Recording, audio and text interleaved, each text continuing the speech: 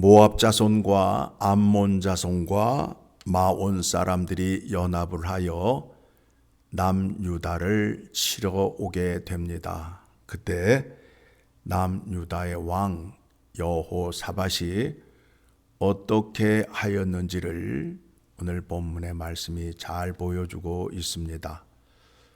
오늘 말씀 속에서는 하나님의 주권과 인간의 무능함을 소개하고 있습니다.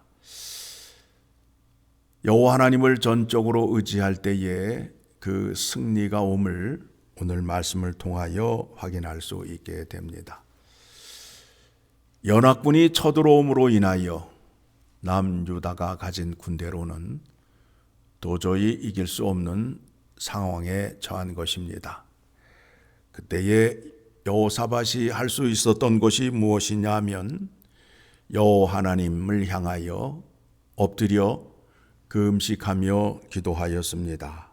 그리고 온 백성들에게 금식을 선포하고 함께 기도하였습니다.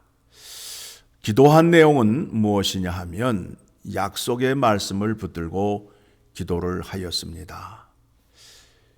우리가 살고 있는 이 땅은 여호와 하나님께서 아브라함에게 약속하시고 주신 땅인데 그 땅을 연합군이 치러 올라오니 하나님께서 그 땅을 지켜주시기를 원합니다.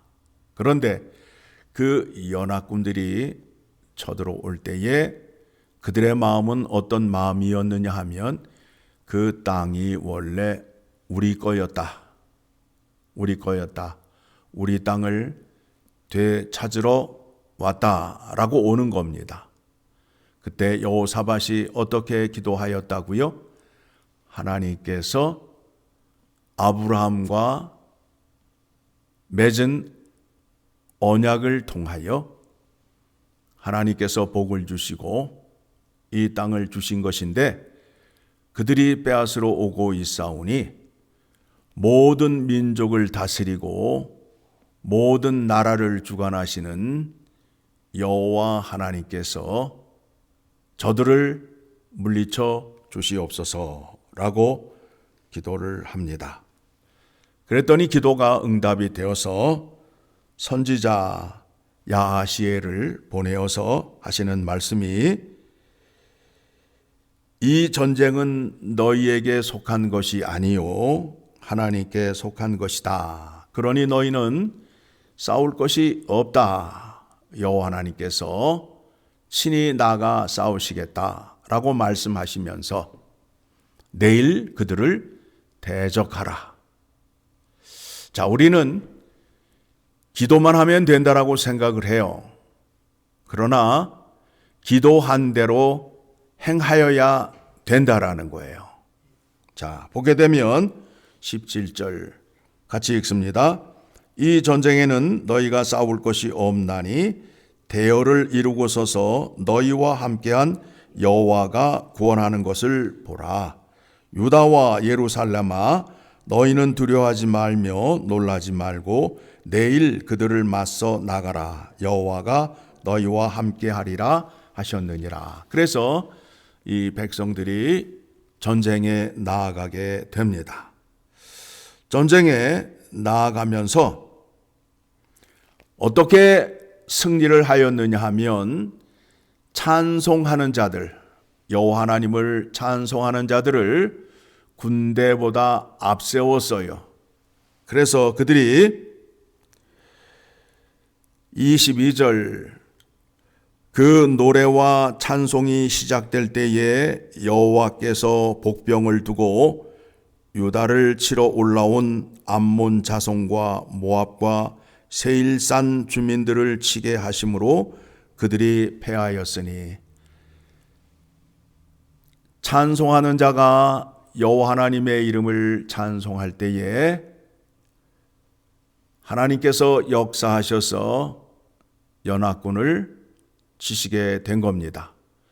그래서 그 전쟁에서 승리를 하였는데 전리품을 거두는 기간이 3일 동안 좋은 것들만 가지고 다시 예루살렘으로 돌아와서 하나님의 전에 들어가서 감사와 기쁨으로 영광을 올려드린 말씀이 오늘 본문의 말씀의 내용이 됩니다. 여러분, 만일 우리에게 전쟁이 있다면 어떤 일이 일어날까요? 전쟁은 장난이 아니잖아요. 여호사밧과 그 백성들이 간절한 마음으로 여호와 하나님 앞에 기도하였잖아요. 그들이 구한 것이 무엇일까요? 그들이 구한 것이 뭐예요? 금과 은을 달라는 거예요? 아니면 자기의 욕망을 이루게 해달라는 기도예요? 우리가 지금 예수님을 믿으면서 뭔가 착각을 하고 믿고 있어요. 성경에서 약속하시고 성경에서 주시고자 하는 복이 무언지를 모르고 우리의 욕망으로 예수님 앞에 나와서 기도하며 아우성을 치고 있어요. 전쟁을 통하여 확인하는 것이 무엇이냐 하면 생명의 소중함과 평안함이란 말입니다. 만일 전쟁이 일어나게 된다면 일상의 평화가 깨지면서 생명의 위협을 받게 되지요.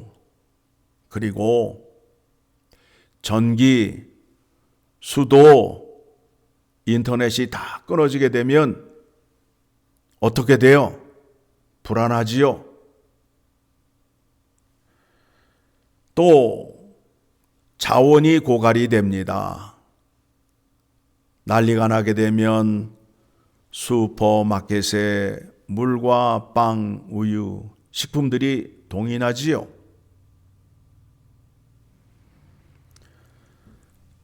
내 이웃이 강도로 변하여서 나의 것을 탈취해 가게 됩니다.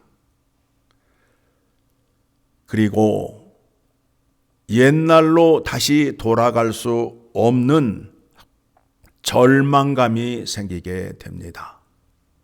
우리는 이미 팬데믹 사건을 통해서 확인했던 것이 무엇이었느냐 하면 다시 옛날로 돌아갈 수 없다라는 절망감에 빠졌었어요.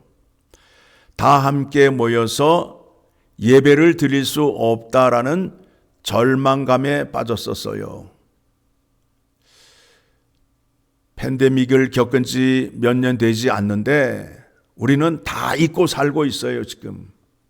그런 일이 있었나 할 정도로 망각을 하며 살고 있습니다.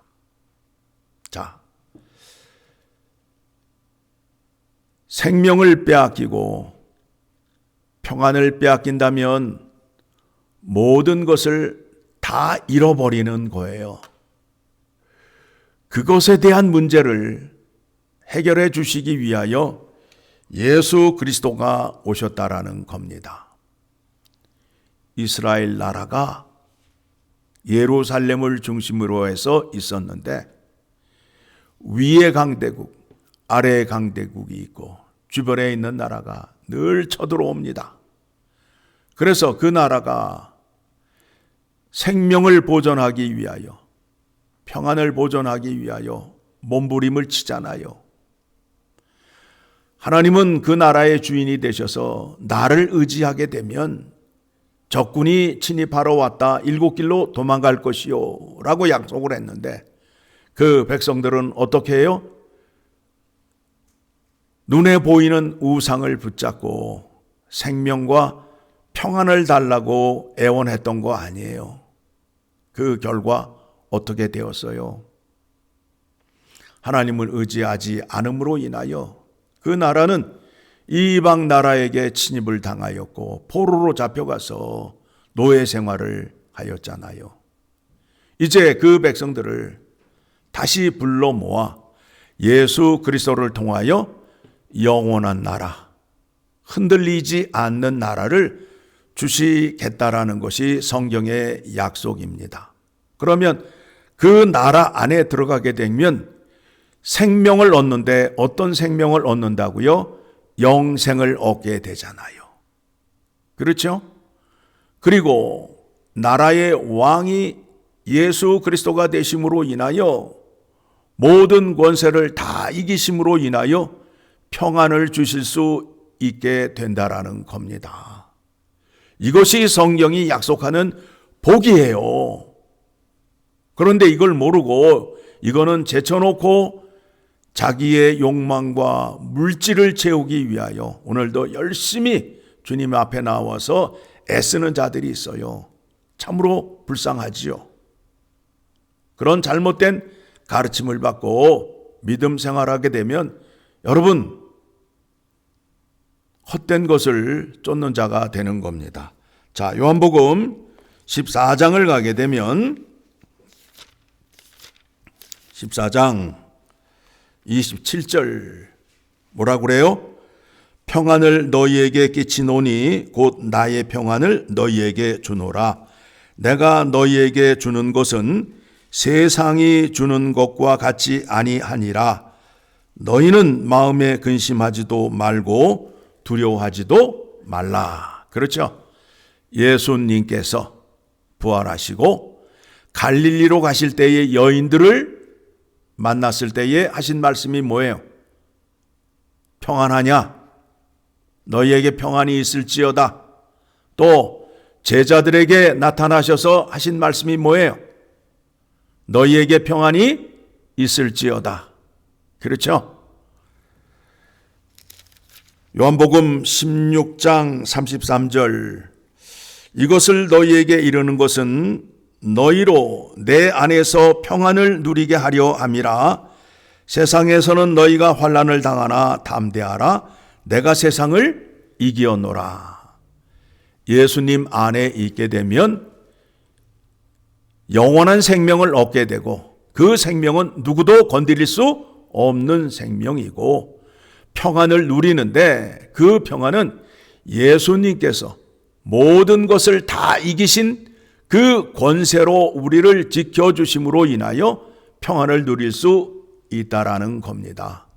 그 복이 예수 그리스도 안에 있음을 알고 바른 믿음을 가지셔야 됩니다. 오늘도 이 지구상에는 얼마나 많은 전쟁이 있어요. 얼마나 많은 갈등이 있어요. 사람들이 두려워하고 불만이 가득하잖아요. 그런데 예수 안에 있는 자들에게는 평안과 기쁨으로 살 수 있는 복을 우리에게 허락하여 주심을 믿고 오늘도 예수님 붙잡고 감사하며 믿음 생활하는 여러분 되시기를 간절히 소망합니다.